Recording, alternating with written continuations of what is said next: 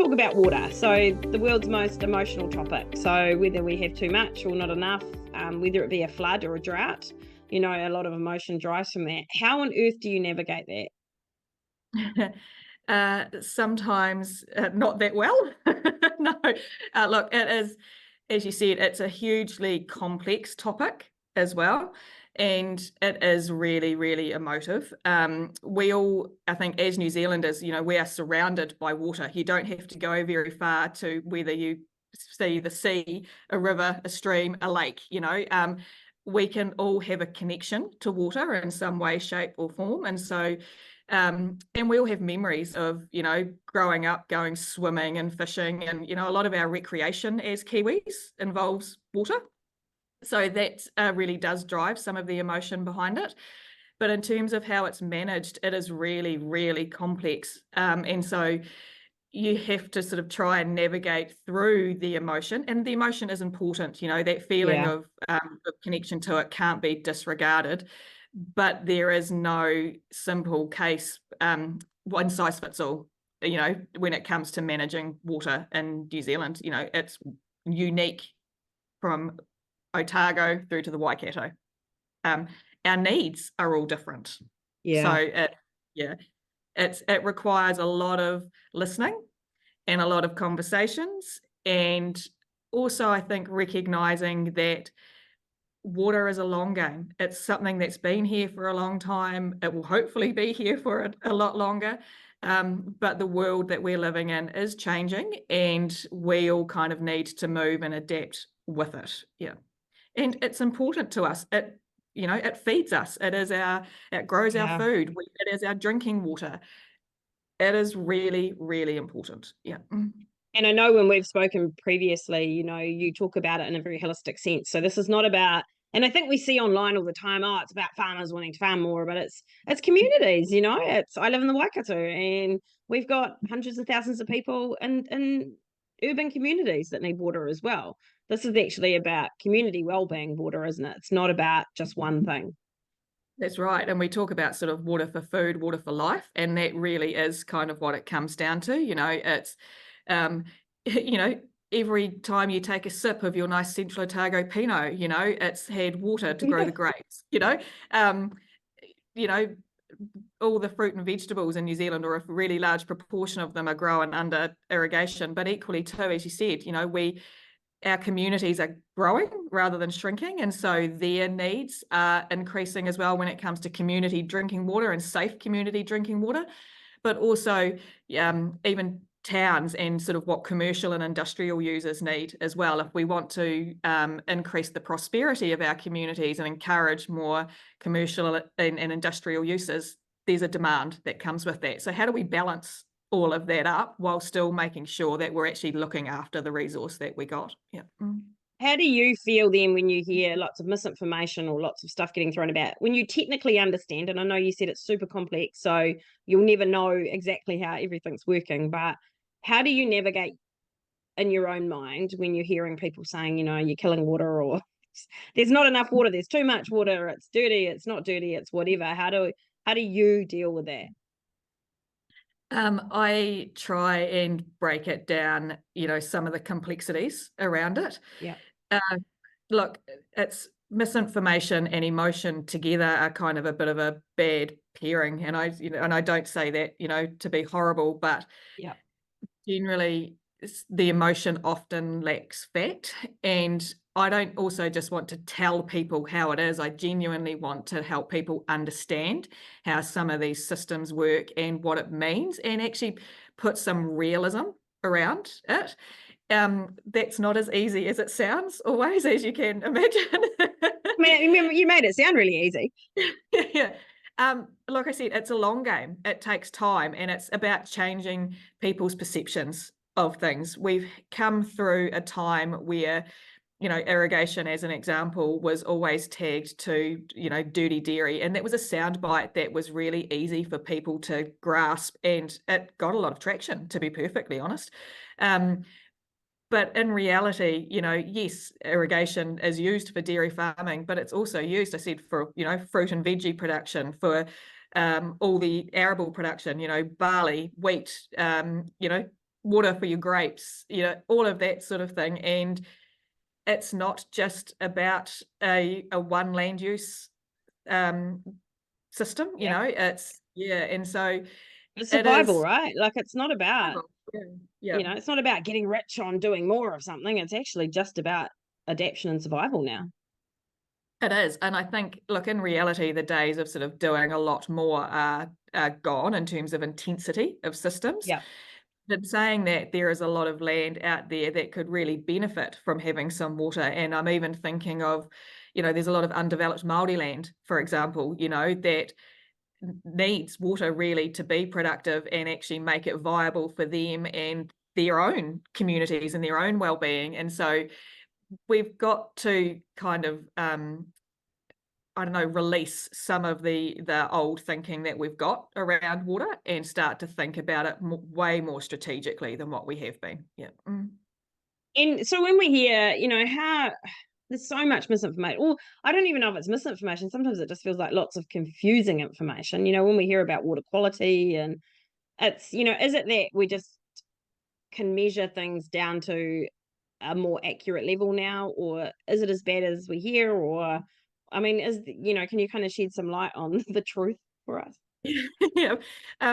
Yes, I mean, testing as with anything like that improves over time. And so, yes, you can now pick up things in water that were, for example, undetectable, in the past, just simply as a function of things improving in that space.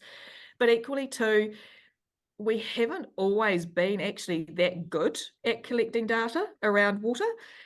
It's patchy at best.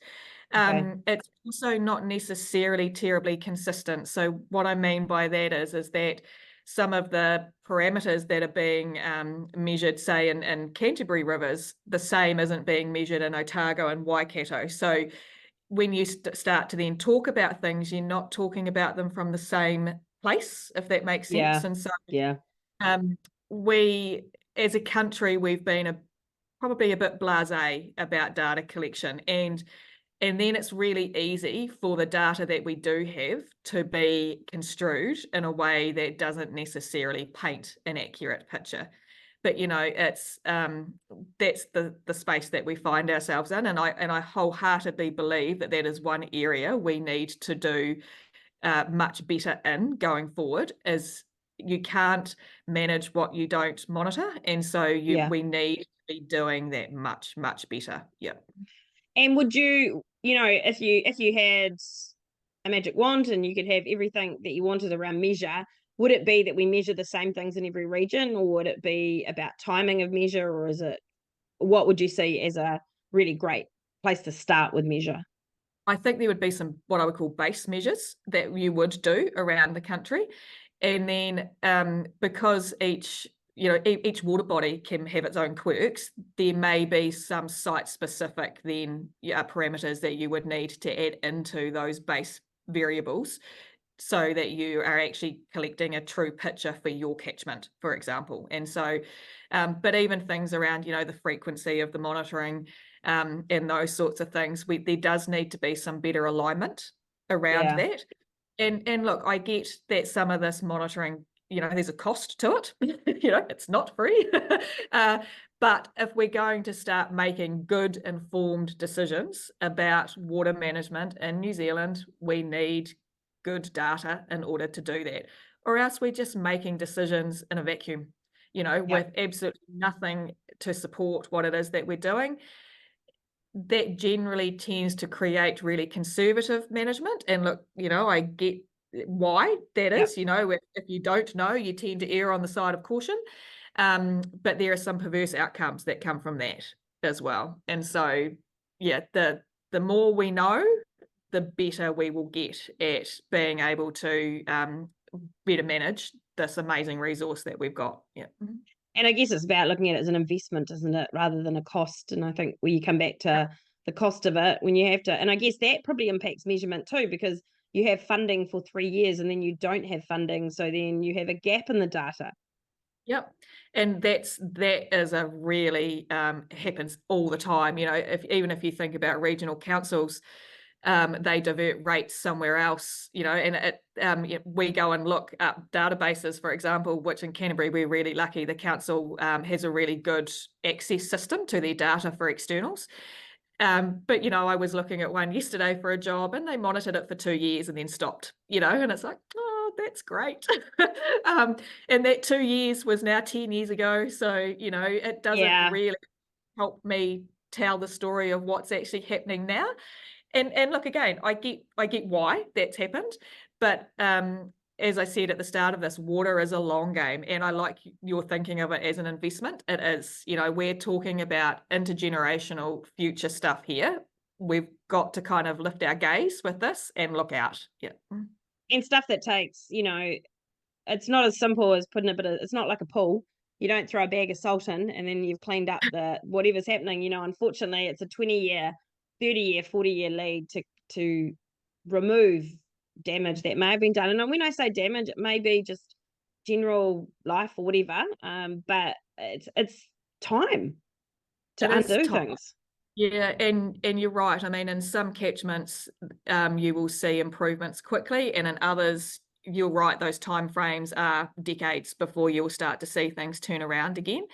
But equally too, it's not necessarily all about sort of human impact. We're dealing with climate change now as well. And so we're seeing rivers run lower than they ever have before, and equally again higher, the flood sort of side of things. And so those sorts of things all change the sort of hydrology and how these sort of water systems behave. And so even now looking back historically, you can see changes in flow patterns as you're sort of coming through to now. We're not talking about static systems that behave the same way day in, day out. They don't.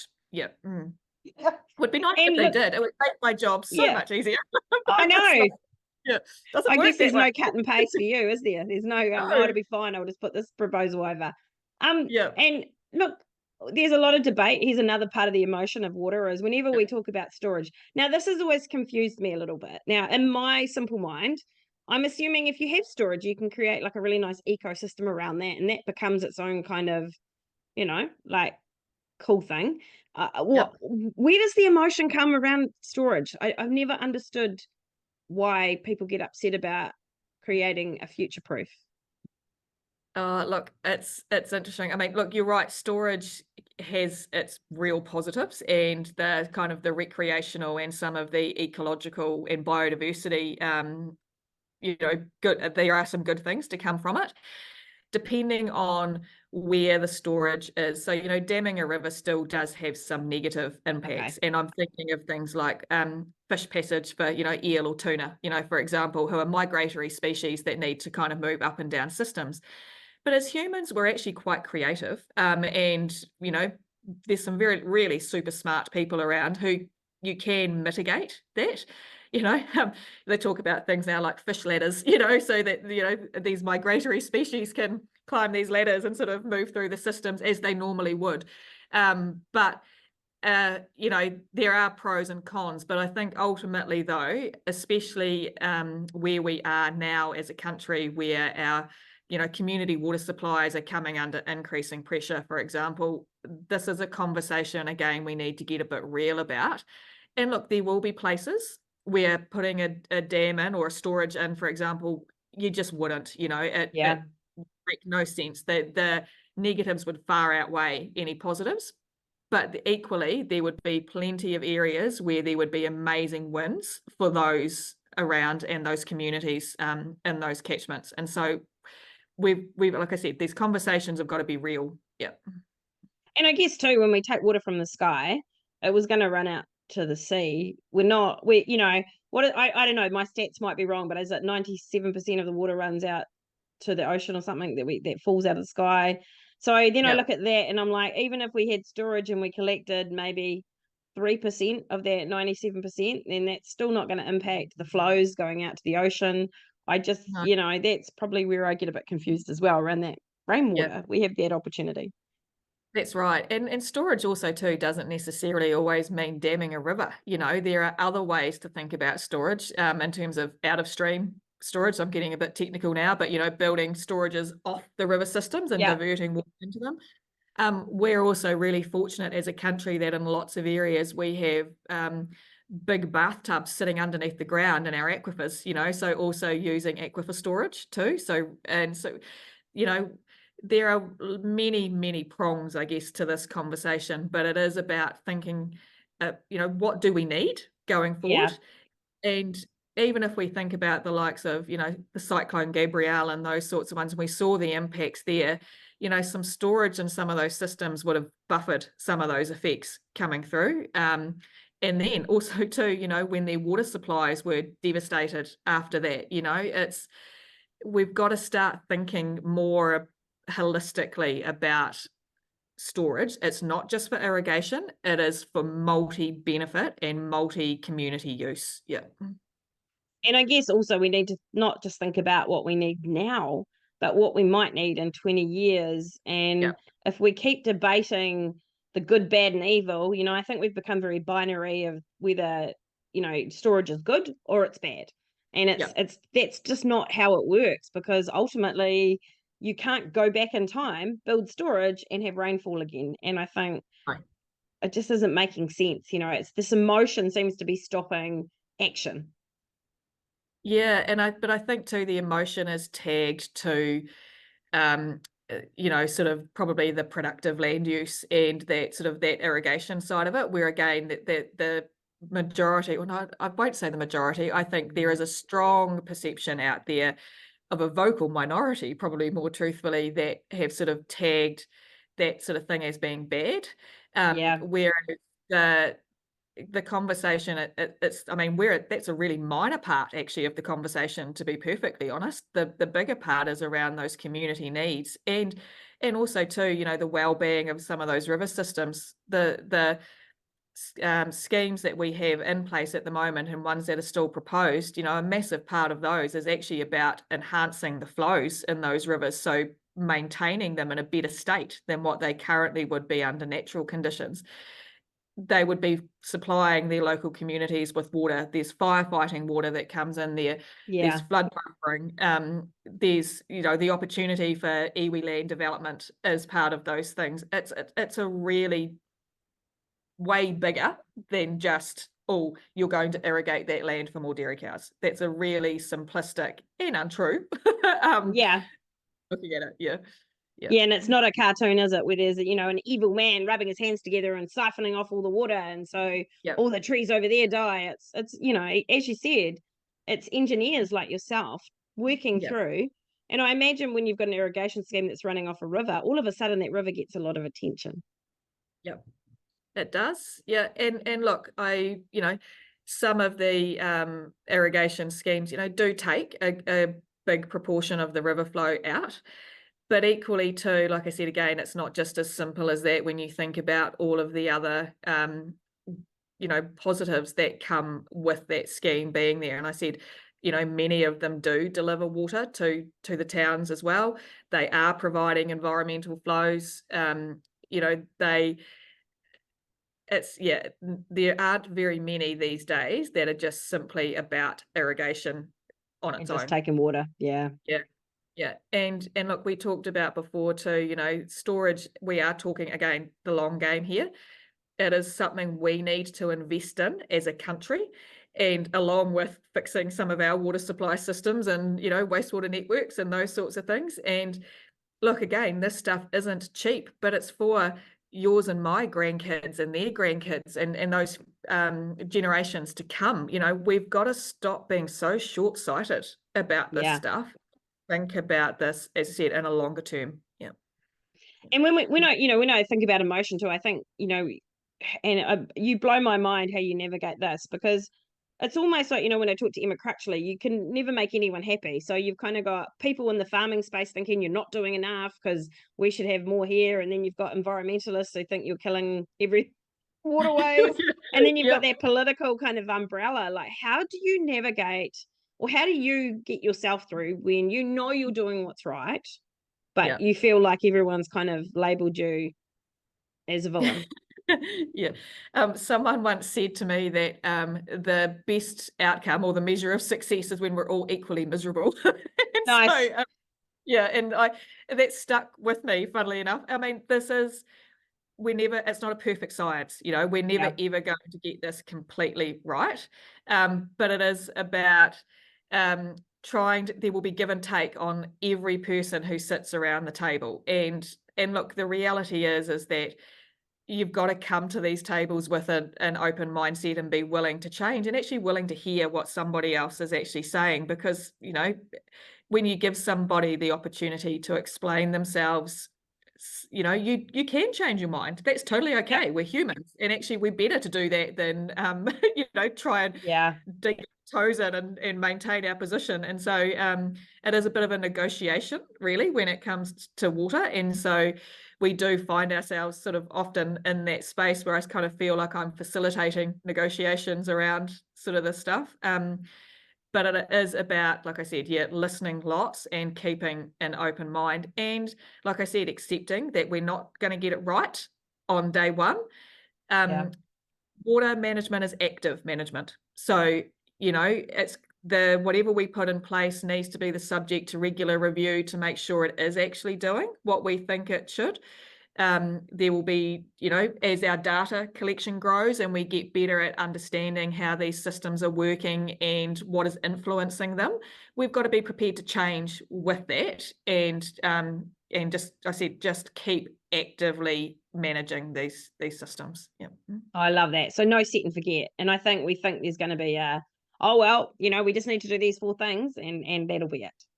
Yeah, yeah. And look, I do share some frustration. I've been involved in regional planning as part of my job now for 20 odd years. And, where we have gone sort of through these negotiation processes, as I call them, and have actually got regimes put in place in a planning document, but then for various reasons, those never get given effect to because councils are either under-resourced or Yeah. underfunded. And people are still carrying on under the old systems. And I do share that with some of the stakeholders who sort of go, well, but you're not seeing the changes. And it's like, because we've spent all of this time coming up with these sort of management regimes but they've never been given the full opportunity to actually work. And so that is, when I say it is active management, the flip side of that is yes, but you've also got to embed something to give it a chance to work and then be prepared to make changes if it doesn't. So it is you're going to be always monitoring, always watching, but we actually need to, be a bit more brutal about making sure that when these allocation regimes, for example, are developed and minimum flows are changed, we actually put them in place. Yeah. Yeah. Yeah. Yeah, and that investment has to go beyond just measure then, doesn't it? It has to It be a does. holistic approach. So Yeah. if we have a plan, we have to make sure we implement it. And I mean this, I don't mean it the way it sounds, but we kind of have to police it, because it'd annoy Yeah. me if I was doing all the right things and I'll bury down the roads doing whatever he wants and nobody's even questioning it. Yeah, and look, I'll be honest and say I've had that example this week where a client who just happened to have a consent come up for renewal well before anybody else in the catchment. So their consent now has the new minimum flow regime, and of course it has been dry down here, so that minimum flow regime has actually kicked in. And again, he's watching all of his neighbours just carry on because they have never actually had their consents reviewed to come into line with that regime. And, like Yeah. I just say, I get that. I really do. I have a lot of empathy for that situation. And I also know the hundreds of hours that me and many, many others have given to, coming into these meetings, going to workshops, doing that sort of Oh, thing to yeah. come up with these regimes. And then you don't actually see them play out. Yeah. So it can be frustrating from that point of view.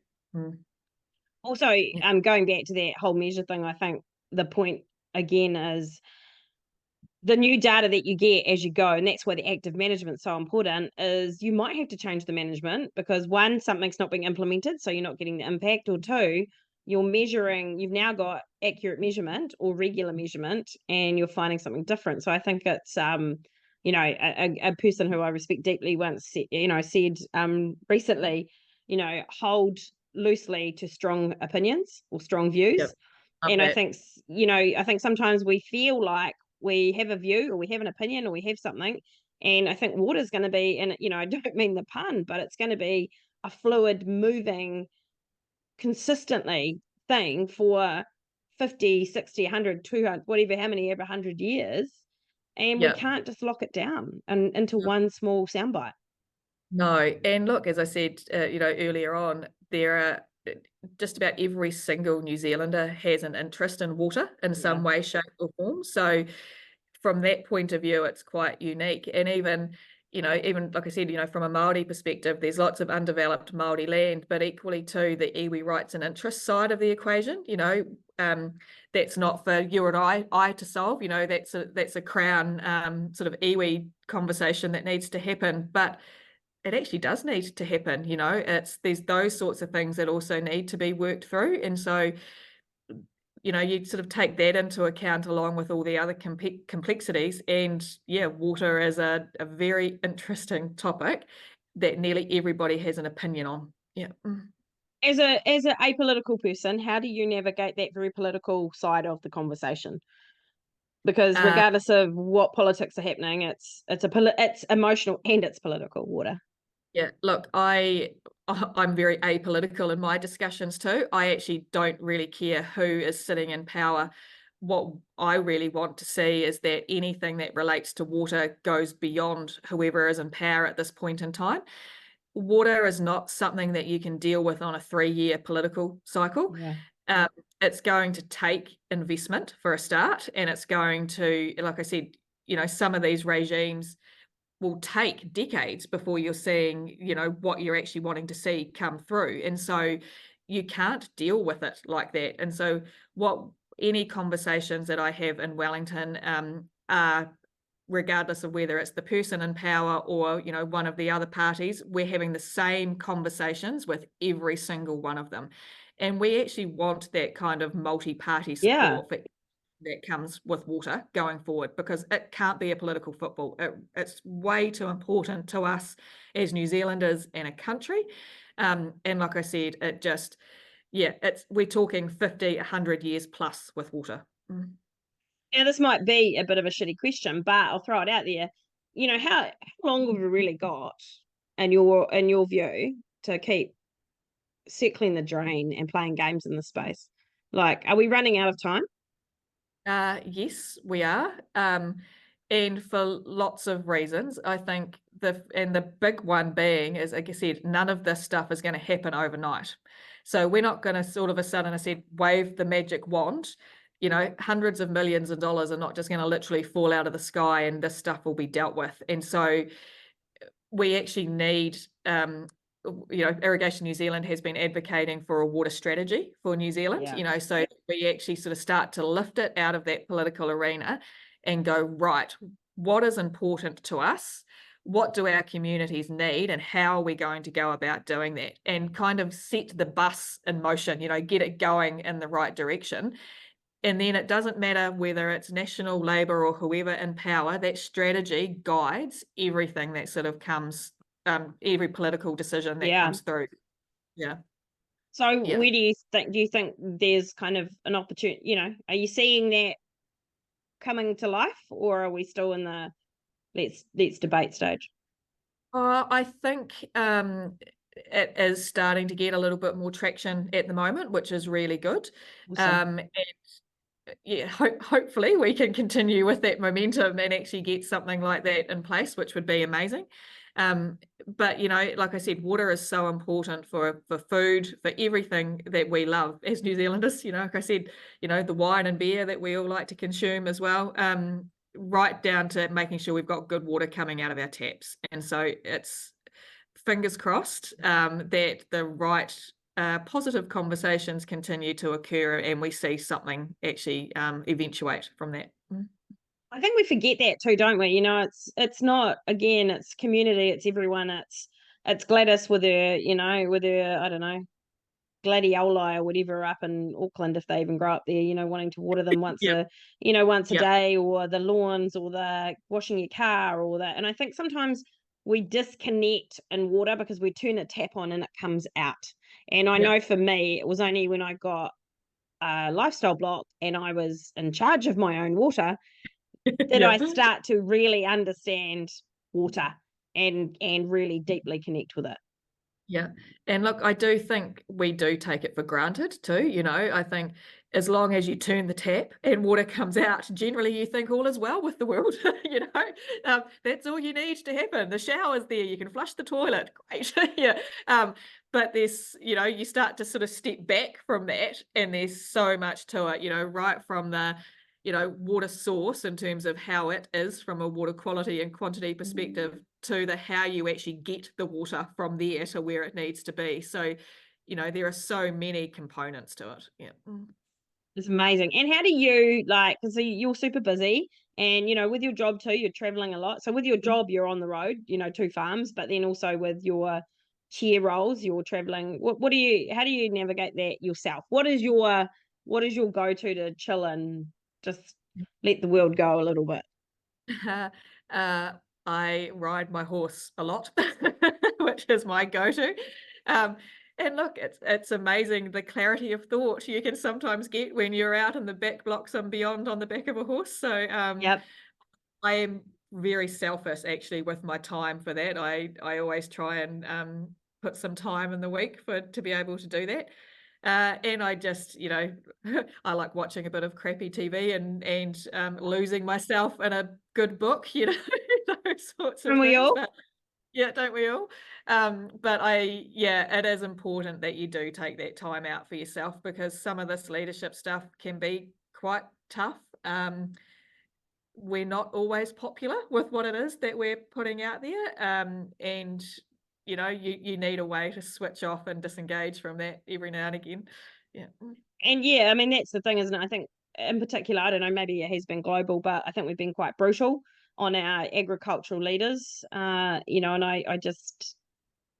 I mean, that to me must be hard sometimes to get up, going into a meeting, knowing there's going to be potentially a difficult decision made that some people aren't going to like. And as you said before, it's often not a majority. I think a minority with a loud voice is very Yeah. good at fooling people into thinking that they're a majority. And that's both sides. That's within farming and, outside of farming. Yeah, with other stakeholders. Yeah, exactly. Yeah. Yeah. Yeah. Okay, I found Oh, this on the sorry, that was just my Siri jumping in there. I'm not sure what's going on with Siri.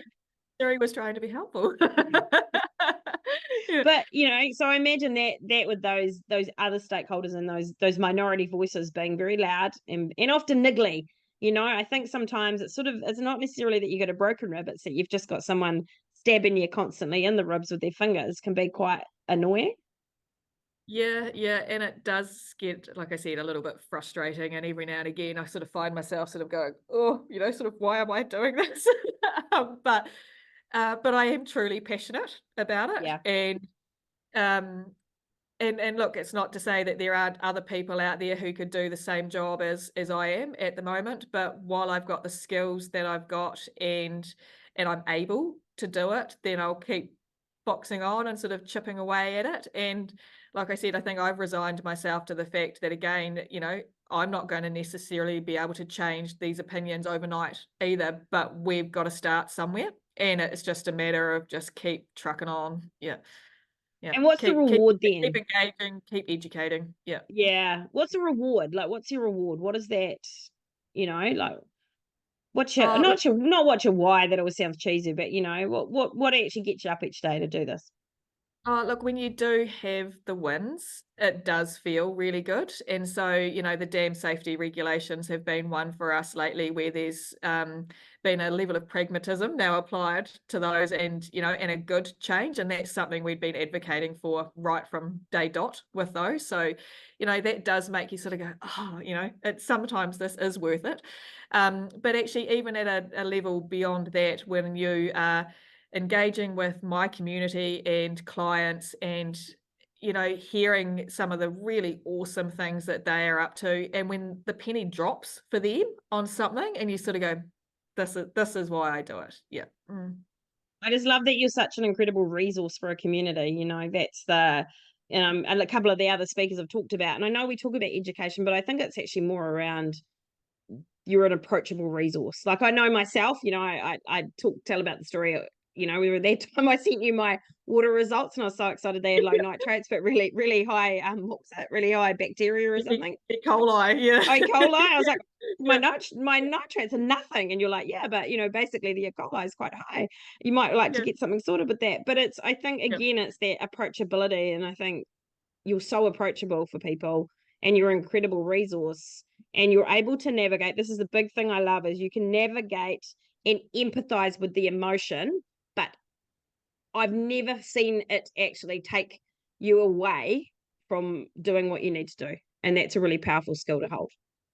Oh, thank you. And I appreciate that feedback too. And I try really hard when I am, you know, out having conversations with people. Like I said, water is, like I said, technically complex, but you've got to be able to talk to people and put it in a way that they can resonate with or Yeah. that you can understand. And that's not dumbing it down at all, but it is about just trying to yeah, like I said, just explain it in a way that perhaps or in a language that they can better comprehend, you know, just sort of try and grasp some of what it is that we're dealing with. And so um, you know, I really enjoy being able, you know, to sort of go out, and it's almost a bit of a challenge sometimes when you come into these situations about sort of what you're going to get. But I always walk away feeling like I've hopefully made a little bit of a difference. And if it's just one person in that room that is thinking about things a little bit differently and a little bit laterally, then that's all that's needed. That one person then talks to somebody else and it's those flow-on effects, excuse the pun. You know, yeah, like I said, yeah, one person at a time. Yeah.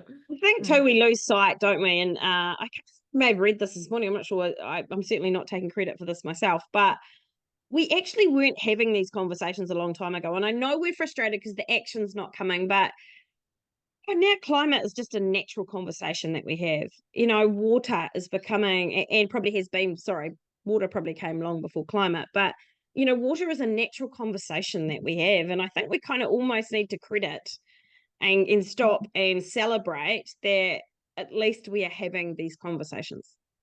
Yep. And look, water probably got a little bit sidelined with the climate change stuff, Yeah. you know, but actually they are inextricably linked, you know. Yeah. Yeah, you know, if you think about, you know, climate change and water, if we're talking about different land uses or enabling different land uses that will be more tolerant to the climate conditions that we're going to experience. You know, we mentioned earlier about, you know, the cycles of sort of drought and flood, water, water, water. You know, this Yeah. is, yeah, that's all part of it. Yeah. Yep. It's almost like the biodiversity conversation too, you know, it's almost like, and I'm not saying we don't talk about carbon now, but I think climate is water, is biodiversity. It's not a narrow, let's put 70 trees here and not putting trees down, or, you know, let's do XYZ or remove this, because I think, as you say, everything's linked. And if you try and segregate, Yeah. inevitably you're going to unbalance something else. Yeah, and look, and that is one of the things that I'm really conscious of at any level that I'm dealing with is this sort of siloed approach to things, you know, that if you're trying to fix something here, what does it do to sort of these other things? And again, this is about kind of lifting the gaze and sort of bringing everybody who needs to be around the table to the conversation, because there's no point, you know, me putting in a flow and allocation regime over here that completely undoes some sort of biodiversity initiatives or Yeah. creates another perverse outcome. You know, we've got to start, they are biological systems. They are linked. We can't keep segregating them, to use your term, or siloing them. You know, we've got to start thinking more holistically about this stuff. Yep. And that means listening to everyone at the table. Everyone needs to be heard. Yep. And look, not everybody will want to turn up at the table, but at least create the opportunity or open the door for them. And if they decide to come in, great. And if they don't, well, some ways on their heads be it. At some point they might get to a Yeah. point where they go, actually, we do need to be there. But that's not a reason to not do anything either. We've got to kind of keep boxing on and chipping away at this stuff. Yep. It's so awesome. Have you got any kind of you know, if you had the greatest wish, what is your greatest wish for the future of agriculture in New Zealand? That agriculture is recognised as being hugely important for our country, but not just from an economic perspective, but because it is our food systems. It is our, you know, we have biodiversity systems on farm that are all interconnected. You know, we're creating these biodiversity corridors. It is an integral part of who we are as a country for all the right reasons. Yeah. Beautiful. And look, when you traveled, this is a bit of a random thing to go to now, but when you've traveled, is there anywhere that you've seen that's doing water right? Like, is there anywhere, any country we could learn from? Uh, um, I think I've spent a bit of time in the States, and so Yeah. and look, you know, they in states like Nebraska, for example, which agricultural powerhouses, you know, from a state, a United States perspective. And look, they're experiencing very similar things to what we are. You know, God, we thought our nitrates in water were bad. You know, they've got areas where the nitrates are over 100 parts per million, which is really high. And so, Not good. Not good. 10 times, not isn't it? not Isn't good, that 10? not good. Yes, yeah. And so they are, but they recognise the importance of agriculture to their communities. And I said, yes, I know there's an economic bit that underlies that, but it's their employment, it's their schools, it's their kind of everything else that flows on from that. And so because of that, all of the decision making that they do will never be at the expense of that. So they are definitely making changes. You know, they're investing in technology, they're doing all of that sort of stuff. They are working with grassroots and coming with solutions from the ground up rather than top down. Yeah. And that seems to be working really, really well. But there's big buy-in, you know, they all kind of know what the end point needs to be. They're also realistic about the fact that it's going to take a long time potentially for some of this stuff to turn the corner, as you and I have already talked about today. Yep. But they're all, every single one of them is on the same bus, heading in the same direction, and they've got the stakeholders with them as well. Yeah. And they know too that everyone's going to have to compromise something in the Yep. process. Yeah. Yeah, and look, one really cool example that we saw when we were there was they've got an aquifer which was really over allocated. And so the equivalent of the regional council over there bought that farm out. Like the farm had something like 19 centre pivots on it. It was like this big, massive operation, retired all of those water rights, and then used some of that water to augment a nearby stream, which was under stress. And then they turned that park into a recreational area. So for like mountain bikers and trekkers and, you know, all that sort of thing. And the local banks actually funded that farm purchase because for them, it meant that all of the other farmers around could essentially carry on, like they would be unaffected. It devalued that land, you know, it essentially went from irrigated to dry land. But again, the big picture for that far outweighed any of that kind of loss of value sort of aspect of it. And it was like, wow, that's some really cool thinking, you know, like that was community driven, and look what they've managed to achieve. Yeah. Yeah. And everyone had skin in the game. Yeah. Everyone had skin in the game. Yep. And it worked. It is awesome. Well, I think that's a freaking awesome story actually. But look, any last sort of thoughts, Keri? Anything you would want to leave people with that they walked away with thinking about? I think my thought would be is engage. You know, water is a topic that we all have an interest in. I said whether it's just because you want to be able to turn on your tap and good water comes out the other end, or whether you're wanting to use it for productive use, we all have a vested interest in it. Therefore, let's talk about it and be real about it. Good, bad, ugly, lay it all on the table and let's look to the future. Yeah. Thank you so much, Keri, and thank you for sharing your wisdom with us. I feel very grateful because I get to share your wisdom or hear your wisdom often or daily if I ask for it. So look, thank you so much for your time being on this today. Oh, look, and thank you. I've really been humbled by the opportunity to do this with you today, JJ. So yeah, thank you. Yeah.